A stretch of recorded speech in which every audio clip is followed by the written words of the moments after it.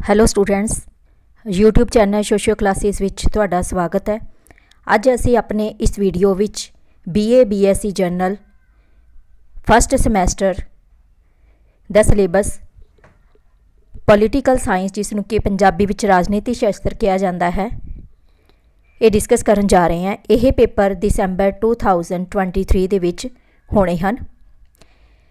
Students ਦੀ demand 'ਤੇ ਇਹ ਪੰਜਾਬੀ ਦੇ ਵਿੱਚ ਪਹਿਲੀ ਵਾਰ ਸਿਲੇਬਸ ਬਣਾਇਆ ਗਿਆ ਹੈ।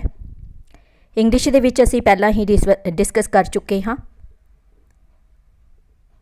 ਇਸ ਦੇ ਮੈਕਸਿਮਮ ਮਾਰਕਸ 100 ਹਨ।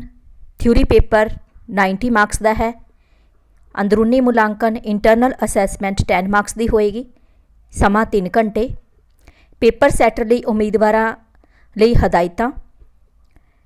ਕੁੱਲ ਮਿਲਾ ਕੇ ਇਸ ਦੇ ਵਿੱਚ 9 ਸਵਾਲ ਪੁੱਛੇ ਜਾਣਗੇ।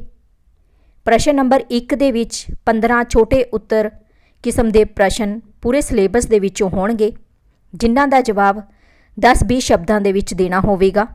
ਵਿਦਿਆਰਥੀਆਂ ਨੇ 9 ਛੋਟੇ ਉੱਤਰ ਕਰਨੇ ਹੋਣਗੇ। ਹਰੇਕ 2 ਅੰਕ ਦਾ ਹੋਵੇਗਾ। ਇਸ ਤਰ੍ਹਾਂ ਇਹ 18 ਮਾਰਕਸ ਦਾ ਹੋ ਜਾਵੇਗਾ। ਇਹ ਕੰਪਲਸਰੀ ਕੁਐਸਚਨ ਹੋਏਗਾ, ਲਾਜ਼ਮੀ ਪ੍ਰਸ਼ਨ ਹੋਵੇਗਾ, ਸ਼ਾਰਟ ਕੁਐਸਚਨਸ ਵਾਲਾ। ਐਂਡ ਨੈਕਸਟ ਇਸ ਦੇ ਵਿੱਚ ਹੈ ਬਾਕੀ ਪੇਪਰ 4 ਯੂਨਿਟ ਦੇ ਵਿੱਚ ਹੋਣੇ ਹੈ।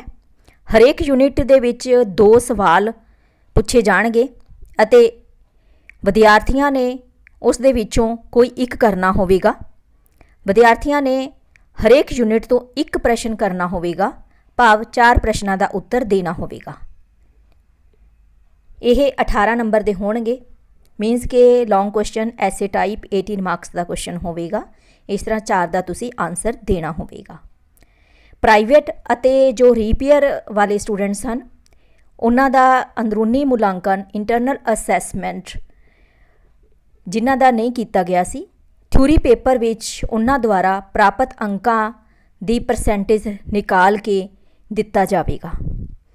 ਕਿਉਂਕਿ ਬਾਕੀ ਕਾਲਜ ਦੇ ਸਟੂਡੈਂਟਸ ਦਾ ਇੰਟਰਨਲ ਅਸੈਸਮੈਂਟ ਪਹਿਲਾਂ ਹੀ ਲਗਾ ਦਿੱਤੀ ਜਾਂਦੀ ਹੈ ਕਾਲਜ ਦੇ ਵਿੱਚੋਂ, ਅਤੇ ਪ੍ਰਾਈਵੇਟ ਕੈਂਡੀਡੇਟਸ ਜਿਹੜੇ ਹੋਣਗੇ ਉਹਨਾਂ ਸਟੂਡੈਂਟਸ ਦੀ ਇੰਟਰਨਲ ਅਸੈਸਮੈਂਟ ਥਿਊਰੀ ਪੇਪਰ ਦੇ ਵਿੱਚੋਂ ਜਿੰਨੇ ਤੁਹਾਡੇ ਮਾਰਕਸ ਆਉਣਗੇ ਉਸ ਦੀ ਪਰਸੈਂਟੇਜ ਨਿਕਾਲ ਕੇ ਦਿੱਤੀ ਜਾਵੇਗੀ। ਸਿਲੇਬਸ ਦੇ ਵਿੱਚ ਯੂਨਿਟ ਫਸਟ ਪੋਲੀਟੀਕਲ ਸਾਇੰਸ, ਜਿਸ ਨੂੰ ਕਿ ਰਾਜਨੀਤੀ ਸ਼ਾਸਤਰ ਪੰਜਾਬੀ ਦੇ ਵਿੱਚ ਕਿਹਾ ਜਾਂਦਾ ਹੈ, ਸਿਆਸੀ ਵਿਗਿਆਨ ਵੀ ਕਈ ਵਾਰੀ ਕਹਿ ਦਿੱਤਾ ਜਾਂਦਾ ਹੈ। ਇਸ ਦਾ ਸਿਲੇਬਸ ਡਿਸਕਸ ਕਰਨ ਤੋਂ ਪਹਿਲਾਂ ਤੁਹਾਨੂੰ ਇਹ ਦੱਸ ਦੇਵਾਂਗੇ ਕਿ ਇੱਥੇ ਹੀ ਤੁਹਾਨੂੰ ਪੋਲੀਟੀਕਲ ਸਾਇੰਸ ਦੇ ਮੋਸਟ ਇੰਪੋਰਟੈਂਟ ਕੁਐਸਚਨਸ ਵੀ ਮਿਲ ਜਾਣਗੇ। ਇਹ ਪਹਿਲਾਂ ਇੰਗਲਿਸ਼ ਦੇ ਵਿੱਚ ਪਾਏ ਗਏ ਹਨ, ਪਾ ਵੀ ਦਿੱਤੇ ਜਾਣਗੇ। ਬਾਕੀ ਸਾਰੇ ਸਬਜੈਕਟਸ ਦੇ ਵੀ ਇਹ ਕੰਮ ਚੱਲ ਰਿਹਾ ਹੈ। ਆਉਣ ਵਾਲੇ ਸਮੇਂ ਦੇ ਵਿੱਚ ਇਹਨਾਂ ਨੂੰ ਪੰਜਾਬੀ ਅਤੇ ਹਿੰਦੀ ਦੇ ਵਿੱਚ ਵੀ ਮੋਸਟ ਇੰਪੋਰਟੈਂਟ ਕੁਐਸਚਨਸ ਅਪਲੋਡ ਕਰ ਦਿੱਤੇ ਜਾਣਗੇ। ਕਿਉਂਕਿ ਕਾਫੀ ਕਲਾਸਿਸ ਹਨ, ਇਸ ਕਰਕੇ ਥੋੜ੍ਹਾ ਇਸ ਦਾ ਟਾਈਮ ਲੱਗ ਰਿਹਾ ਹੈ।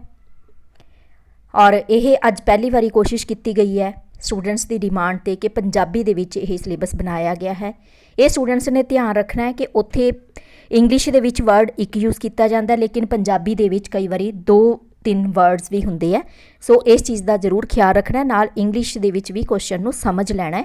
ਜੇ ਉੱਥੇ ਪੰਜਾਬੀ ਦੇ ਵਿੱਚ ਨਹੀਂ ਸਮਝ ਆ ਰਿਹਾ, ਇੰਗਲਿਸ਼ ਦਾ ਪੇਪਰ ਨਾਲ ਹੀ ਉਸ ਦੇ ਵਿੱਚ ਦਿੱਤਾ ਹੁੰਦਾ, ਉੱਥੋਂ ਵੀ ਤੁਸੀਂ ਉਸ ਨੂੰ ਕਨਫਰਮ ਕਰ ਲੈਣਾ ਹੈ। ਔਰ ਪੰਜਾਬੀ ਮੀਡੀਅਮ ਦੇ ਸਟੂਡੈਂਟਸ ਜਾਂ ਹਿੰਦੀ ਮੀਡੀਅਮ ਦੇ ਜੋ ਸਟੂਡੈਂਟਸ ਹਨ, ਉਹਨਾਂ ਨੂੰ ਹੈਡਿੰਗਸ, ਡੈਫੀਨੇਸ਼ਨਸ ਇਹ ਸਾਰਾ ਇੰਗਲਿਸ਼ ਦੇ ਵਿੱਚ ਕਰੋਗੇ ਤਾਂ ਜ਼ਿਆਦਾ ਵਧੀਆ ਰਹੇਗਾ। ਹਾਂਜੀ, ਯੂਨਿਟ ਫਸਟ ਦਾ ਸਿਲੇਬਸ ਰਾਜਨੀਤਿਕ ਵਿਗਿਆਨ ਪੋਲੀਟੀਕਲ ਸਾਇੰਸ। ਇਸ ਦਾ ਮੀਨਿੰਗ ਕੀ ਹੈ, ਅਰਥ, ਇਸ ਦੀ ਪਰਿਭਾਸ਼ਾ ਅਤੇ ਸਕੋਪ, ਇਸ ਦਾ ਖੇਤਰ, ਜਿਸ ਨੂੰ ਕਿ ਖੇਤਰ ਵੀ ਕਿਹਾ ਜਾਂਦਾ ਹੈ, ਸਕੋਪ ਵੀ ਕਿਹਾ ਜਾਂਦਾ ਹੈ। ਇਸੇ ਦੇ ਵਿੱਚ ਹੈ ਰਾਜਨੀਤੀ ਵਿਗਿਆਨ ਦਾ ਅਰਥ ਸ਼ਾਸਤਰ, ਇਤਿਹਾਸ ਅਤੇ ਸਮਾਜ ਸ਼ਾਸਤਰ ਨਾਲ ਇਸ ਦਾ ਕੀ ਸੰਬੰਧ ਹੈ, ਇਹ ਤੁਸੀਂ ਕਰਨਾ ਹੈ। ਇਹ 2 ਪਾਰਟ ਹੈ ਯੂਨਿਟ ਫਸਟ ਦੇ ਵਿੱਚ। ਇਸ ਦੇ ਵਿੱਚੋਂ 2 ਕੁਐਸਚਨ ਲੌਂਗ ਪੁੱਛੇ ਜਾਣਗੇ ਅਤੇ ਕਿਸੇ ਇੱਕ ਦਾ ਤੁਸੀਂ ਆਨਸਰ ਦੇਣਾ ਹੋਵੇਗਾ। ਯੂਨਿਟ ਸੈਕਿੰਡ, ਜਿਸ ਦੇ ਵਿੱਚ ਹੈ ਰਾਜ, ਪਰਿਭਾਸ਼ਾ, ਤੱਤ ਅਤੇ ਸਰਕਾਰ ਅਤੇ ਸਮਾਜ ਤੋਂ ਇਸ ਦਾ ਅੰਤਰ। ਪਹਿਲਾਂ ਰਾਜ ਦੀ ਪਰਿਭਾਸ਼ਾ ਦੱਸਣੀ ਹੈ, ਇਸ ਦੇ ਤੱਤ ਦੱਸਣੇ ਹੈ, ਫਿਰ ਇਹ ਰਾਜ ਦਾ ਸਰਕਾਰ ਅਤੇ ਸਮਾਜ ਤੋਂ ਡਿਫਰੈਂਸ ਕੀ ਹੈ, ਇਸ ਦੇ ਬਾਰੇ ਦੱਸਣਾ ਹੈ। ਇਸੇ ਦਾ ਦੂਸਰਾ ਪਾਰਟ ਰਾਜ ਦੀ ਉਤਪਤੀ ਦੇ ਸਿਧਾਂਤ, ਸਮਾਜਿਕ ਇਕਰਾਰਨਾਮਾ, ਸੋਸ਼ਲ ਕੰਟਰੈਕਟ ਥਿਊਰੀ ਜਿਸ ਨੂੰ ਕਿਹਾ ਜਾਂਦਾ ਹੈ, ਇਤਿਹਾਸਕ ਵਿਕਾਸਵਾਦੀ, ਇਹ ਕਰਨੀਆਂ ਹਨ। ਇਸ ਦੇ ਵਿੱਚੋਂ 2 ਲੌਂਗ ਕੁਐਸਚਨ ਤੇ ਸ਼ਾਰਟ ਕੁਐਸਚਨ ਕਿਤੋਂ ਵੀ ਪੁੱਛੇ ਜਾ ਸਕਦੇ ਹੈ। ਯੂਨਿਟ 3 ਜਿਸ ਦੇ ਵਿੱਚ ਹੈ ਰਾਜ ਸਟੇਟ, ਇਹ ਉਦਾਰਵਾਦੀ, ਮਾਰਕਸਵਾਦੀ ਅਤੇ ਗਾਂਧੀਵਾਦੀ ਨਜ਼ਰੀਆ ਜਾਂ ਇਸ ਦਾ ਦ੍ਰਿਸ਼ਟੀਕੋਣ ਵੀ ਕਿਹਾ ਜਾਂਦਾ ਹੈ। ਫਿਰ ਹੈ ਵੈਲਫੇਅਰ ਸਟੇਟ, ਇਸ ਦੇ ਵਿੱਚ ਉਦਾਰਵਾਦੀ ਅਤੇ ਸਮਾਜਵਾਦੀ ਦ੍ਰਿਸ਼ਟੀਕੋਣ ਕਰਨਾ ਹੈ। ਇਸ ਦੇ ਵਿੱਚ ਵੀ 2 ਕੁਐਸਚਨ ਪੁੱਛੇ ਜਾਣਗੇ ਔਰ ਯੂਨਿਟ ਵਾਈਜ਼ ਹੀ ਮੋਸਟ ਇੰਪੋਰਟੈਂਟ ਕੁਐਸਚਨਸ ਤਿਆਰ ਕੀਤੇ ਗਏ ਹਨ, ਉੱਥੋਂ ਤੁਸੀਂ ਆਪਣੇ ਪੇਪਰ ਦੀ ਤਿਆਰੀ ਕਰ ਸਕਦੇ ਹੋ। ਯੂਨਿਟ 4 ਜਿਸ ਦੇ ਵਿੱਚ ਹੈ ਪ੍ਰਭੂ ਸੱਤਾ, ਇਸ ਦੀ ਪਰਿਭਾਸ਼ਾ, ਗੁਣ, ਵਿਸ਼ੇਸ਼ਤਾਵਾਂ ਅਤੇ ਕਿਸਮਾਂ। ਦੂਸਰਾ ਹੈ ਪ੍ਰਭੂ ਸੱਤਾ ਦੇ ਸਿਧਾਂਤ, ਮੋਨਿਸਟਿਕ ਅਤੇ ਬਹੁਲਵਾਦੀ। 3rd ਹੈ ਰਾਜਨੀਤਿਕ ਪ੍ਰਣਾਲੀ, ਜਿਸ ਦੇ ਵਿੱਚ ਇਸ ਦੀ ਰਾਜਨੀਤਿਕ ਪ੍ਰਣਾਲੀ ਦਾ ਅਰਥ ਕੀ ਹੈ, ਵਿਸ਼ੇਸ਼ਤਾਵਾਂ ਇਹ ਕਰਨੀਆਂ ਹਨ ਔਰ ਰਾਜਨੀਤਿਕ ਪ੍ਰਣਾਲੀ ਦੇ ਹੀ ਡੇਵਿਡ ਈਸਟਨ ਅਤੇ ਆਲਮੰਡ ਅਤੇ ਪਾਵਲ ਦੇ ਅਨੁਸਾਰ ਇਸ ਦੇ ਫੰਕਸ਼ਨ, ਇਸ ਦੇ ਕਾਰਜ ਕੀ ਹਨ, ਇਹ ਕਰਨੇ ਹਨ। ਇਸ ਤਰ੍ਹਾਂ ਇਹ ਸਿਲੇਬਸ ਹੈ ਜਿਸ ਨੂੰ 4 ਯੂਨਿਟ ਦੇ ਵਿੱਚ ਡਿਵਾਈਡ ਕੀਤਾ ਗਿਆ ਹੈ ਔਰ ਯੂਨਿਟ ਵਾਈਜ਼ ਹੀ ਤੁਹਾਡਾ ਇਸੇ ਤਰ੍ਹਾਂ ਪੇਪਰ ਉੱਥੇ ਆਉਣਾ ਹੈ ਔਰ ਸ਼ਾਰਟ ਕੁਐਸਚਨਸ ਕਿਤੋਂ ਵੀ ਪੁੱਛੇ ਜਾ ਸਕਦੇ ਆ ਓਵਰਆਲ, ਜਦ ਕਿ ਲੌਂਗ ਕੁਐਸਚਨ ਯੂਨਿਟ ਵਾਈਜ਼ ਹੀ ਹਰ ਇੱਕ ਯੂਨਿਟ ਦੇ ਵਿੱਚੋਂ 2 ਲੌਂਗ ਕੁਐਸਚਨ ਪੁੱਛੇ ਜਾਣਗੇ।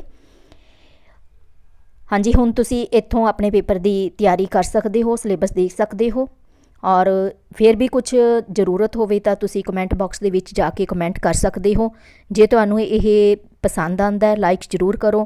ਤੁਹਾਡੀ ਇੰਸਪੀਰੇਸ਼ਨ ਨਾਲ ਹੀ ਇਹ ਕੋਸ਼ਿਸ਼ ਕੀਤੀ ਜਾ ਰਹੀ ਹੈ ਹਿੰਦੀ ਔਰ ਪੰਜਾਬੀ ਦੇ ਵਿੱਚ ਬਣਾਉਣ ਦੀ।